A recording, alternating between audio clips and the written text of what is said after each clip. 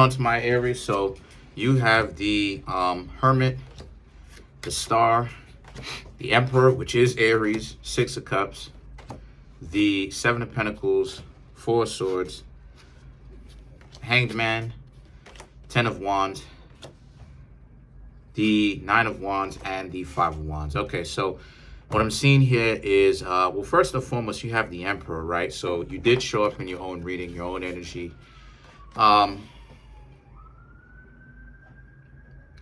The Hermit and the Star, Six of Cups. Pretty simple, pretty straightforward. The Hermit, the Star, and we're going to hop over the Emperor just to have things make sense. The Six of Cups, right, here to here. You have someone who's contacting you, trying to get back together with you, and they want you and them to be in a relationship again, or start talking if you weren't in a relationship. And obviously, the two of you, or maybe them, or you, were wilding out, which ended up creating a break in the relationship anyway. The two of y'all ended up breaking up. The Hermit and the Star card is about how, and you need to understand that these people, they haven't really been successful, even though they've been speaking to other people or they've tried. Nothing really was quite like you, Aries. And they miss you. They miss your particular flavor. They miss your particular personality, your brand of who you are around them. And see, this is part of where the power is, because you represent the Emperor. And you got the Emperor in this reading. So this is about how a lot of you Aries happen to be in a situation now where what you've got going on is that now you have the ability to say yes or say no when it comes to getting back together with them. Now, these people are really focused on trying to get you back. So you basically have them eating out of the palm of your hand. Basically. But honestly speaking, what I would suggest for you, Aries, to really do is to essentially Ten of Wands, to leave them alone. And this will all make sense a little bit later. The reason for that is because you have the Six of Cups, again, and you have the Seven of Pentacles. So even when they come back, a lot of you Aries won't be necessarily, you won't be necessarily sure whether it is that, what they're coming back for. They're coming back, okay, and they're going to be doing a lot of the same things that they did the first time. They're going to be talking to you. If you talk to them, they're going to be talking to you about your personality and how it is that they miss it, how it is that they miss your nice body, all of that type of stuff. Because Aries usually have very nice bodies. I would know, dating an Aries for about a few months. But that relationship was pretty much on and off. Known each other for a few years, but it was on and off. So, yeah, that's why it is that I said it. The longest relationship that I ever had was what? 3 months, because even when I knew the Aries, that I knew them for a couple of years, but that was on and off. I started talking to them in 2012. I stopped talking to them in 2015. So 3 to 4 years, right?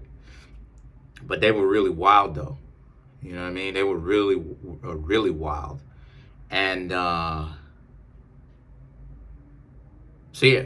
So even if, right, they're gonna be telling you about all the stuff that they missed about you. But see, the Four of Swords and the Hangman represents, but if you try to get together with them again, get back together with them, they're gonna be scapegoating you just as they were before. Because that's what it is that people really do. They have a problem accepting responsibility and becoming better people. So they want to play stupid. They want to act like they don't want to. And they come outside into the world doing this type of stuff. right? Of course, a lot of that stuff is is boiled down because they don't do half of the goofy stuff that they do on the internet, which goes to show you how goofy they are using your words, doing the song and the dance, just all types of stuff. But people are getting goofier even offline too. So so now that a lot of you Aries have this new level of awareness, you understand, or you should understand, for you not to get back together with them. Because they haven't changed. They're just masking who they are now. And they're using the fact that you haven't talked to them or seen them for a while, that maybe, you'll have the grass is greener mentality. But the Ten of Wands represents this being a situation for you where a lot of you Aries, they know, like I said, they know that if they don't say all the right things, then you Aries will essentially dip out. You'll bounce, and you won't have any kind of problems doing that. So at this point, they're going to be on their best behavior, but there's always a possibility that they can scapegoat you, start blaming you for things, because that's why it is I'm saying that a lot of people are goofy, because the whole dynamic doesn't even make any sense. The whole dynamic is delusional, right? And this is where it is that we get all these problems from, where we get this and we get that and we get all these diagnoses and stuff like this from. It's because of the fact that people are too delusional. They don't want to, they want to live in a world that doesn't exist all day. And it's not like it's some sort of fantasy, where a fantasy is you using your imagination, but you're still taking steps to make sure that you actually get a chance to live out your fantasy and do some of the things that you want. You're actually taking action on it. So it's not a delusion. No, these people will literally go above and beyond to blame people and to try to make another person's life a living torture chamber because of the fact that they have to scapegoat. And it's the crazy part. The crazy part about the whole thing is that at the end of the day, it doesn't bring those type of people peace at all. It actually makes them even more at odds with themselves. That's the crazy part. So the thing about it, Aries, is that that's one of the things that you got to understand, right? This is the mentality of a lot of delusional people. You get so caught up to the point where you feel like you have to go above and beyond to do what? Seek attention from somebody online who doesn't know you. And no matter how many times the person doesn't care to talk to you, you can't help yourself but to be stupid and continue to seek attention from somebody online that doesn't care about you, that will not engage no matter what you do, doesn't care.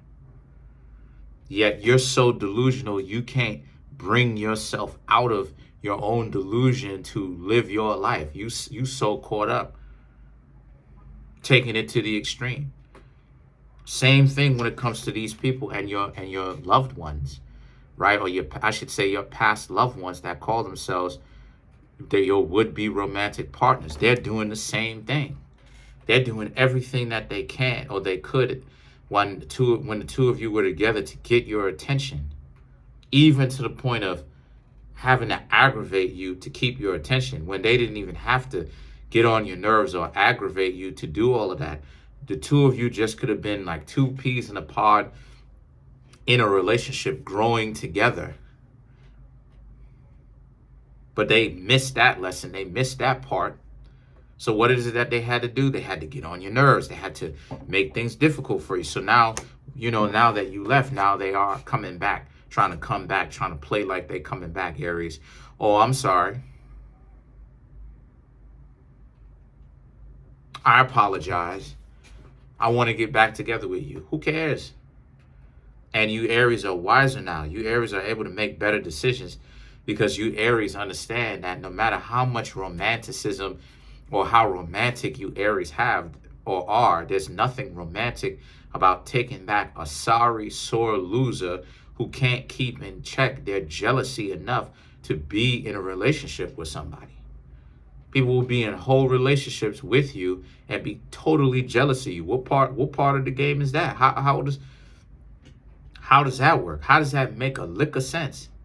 How are you laying down with somebody and jealous of them and you don't like them and jealous of them at the same time? That doesn't make any sense. But yet people will come out here and they'll act like it has some form of sense. But that's the delusion. So what will happen? The Ten of Wands. A lot of you Aries are ready to dip out. You're ready to leave. You're like, nah, you're not rocking with them. So what happens? The Nine of Wands and the Five of Wands. So now they have to make up an argument when you're on your way out of the door after they tried to come back and things still didn't work out for them. Here they are, playing a victim at first and then trying to make things confusing by flipping this around on you, scapegoating you yet again, which is the same stuff that they did when the two of you used to be hanging out, getting to know each other, connected. It's the same scenario. It's the same thing. It's the same relationship, just that it's miniaturized or it's condensed due to the fact that you Aries, y'all ain't playing that. Y'all saw straight through the trick. Straight through it. And you able to look at it and be like, this is a genjutsu. Naruto reference. This is a genjutsu. This is an illusion. You're using your magical powers to get me caught up to want to be in a relationship with you again. And the relationship isn't even going to go anywhere successful. And you Aries are absolutely right. It wasn't going to go anywhere successful. These people, they have been what? 10 life values. What is number one? Number one is spirituality. They've been spiritually, and I have to make a video talking about that. They've been spiritually compromised. So there's no way they're going to be able to fulfill the other 9. They're spiritually compromised. People who are exploitative are not very bright in the first place. They're not smart. Excuse me. They're not evolving. They're smart as far as cunning is concerned and using trickery and trick knowledge, right? As people in this type of knowledge is they say they into trick knowledge, but they're not into a form of knowledge, right, where you apply yourself and they benefit being in a relationship with you that they say that they want so much. So they want a relationship with you, but they're too dumb to actually give anything back. See, a lot of you Aries think that this is a game. No, people who are exploitative, people who are parasitic, they run those games, they're not bright. It's not just a matter of them consciously doing it. They are aware that they're doing it. They're not even smart. They're not even, what's the word that I can say to get you Aries to really understand the context of what I'm talking about? They're not intelligent. All of them, no matter what it is, are not that bright. No matter how book smart they are, they're still very much so dumb when it comes to certain areas. And those areas are their weaknesses. A person can be very book smart and well learned, college educated, but terrible at making actual applicable life decisions. They can't apply themselves when it comes to life in general. So they have to go to school their whole life so that the school and the scholastic curriculum takes care of them. Join a dorm, join a college dormitory. Have them just give you the food for the in the cafeteria because they, not you, but I mean they too stupid to learn how to cook if they didn't know how to cook.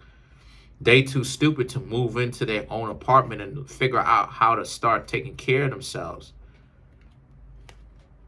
Start doing things for themselves. They too stupid for that. So because of the fact that they're too stupid for that, you bring these people into a relationship. What do you think being in a more complex yet simple interaction or ordeal or relationship is going to be like. It's going to be worse. They're even more confused than they were having to learn to take care of themselves. So that's what I'm trying to tell y'all. They're not bright.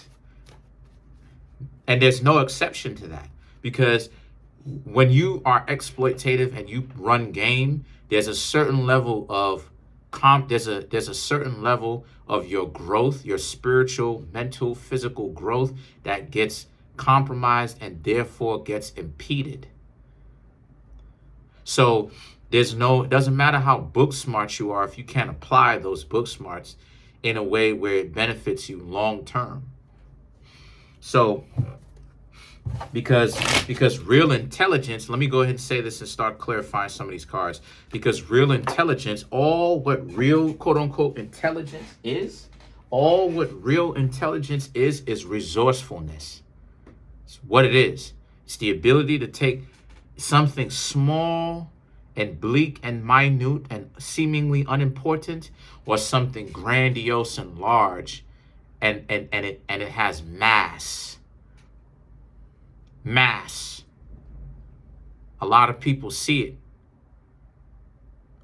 to turn it into something useful. But that's what we call resources, and the ability to make something out of nothing, as we call it, or make gold out of trash is what we call resourcefulness. These people are not resourceful when they're in relationships. Let's clarify some of these cards. Let's clarify the Five of Wands. You have the Strength, Two of Swords, right? King of Pentacles, Seven of Wands, right? The Strength and the Two of Swords, they're going to be like this forever. Because stupid people like this normally don't really ever change. They're caught up in their own genjutsu for the rest of their life. Because they have to tell the genjutsu to themselves first. That's the reason why it is that they act like that in the first place. Because you don't even understand how many lies dysfunctional people have to tell theyself. And all the lies that they tell themselves, their brain knows that stuff is not real. But they keep, there's a different lie. So now their brain has to acclimate or adjust to all of the lies that they keep telling themselves, that the entire body keeps telling itself. So what happens? Their spirituality in their mind ends up breaking down, and it ends up deteriorating. Their spiritual value, their core value of who they are, with spirituality, who they are, their holy guardian angel, which is who they actually are, because that's what your guardian angel is, that ends up being missed. They miss that guardian angel. So now the King of Pentacles and the Seven of Wands. So now a lot of you Aries understand this. You have to understand to not pay attention to these goofy individuals and pay attention to who you are and what you've got going on, so you don't get caught up with them. You're not going to hang out with them anymore. You're done. You're not giving these people another try. However, I'm speaking for future references when people approach you in that manner now. But that's pretty much it. Comment on the video, like the video, subscribe to the YouTube channel, share the video. I'm trying to make my YouTube channel grow to 10,000 subscribers by the end of June. As of right now, I have 7,070 subscribers. Smash the subscribe button, smash the like button, hit the notification bell, and set that notification bell to all so you can be notified whenever I drop my videos.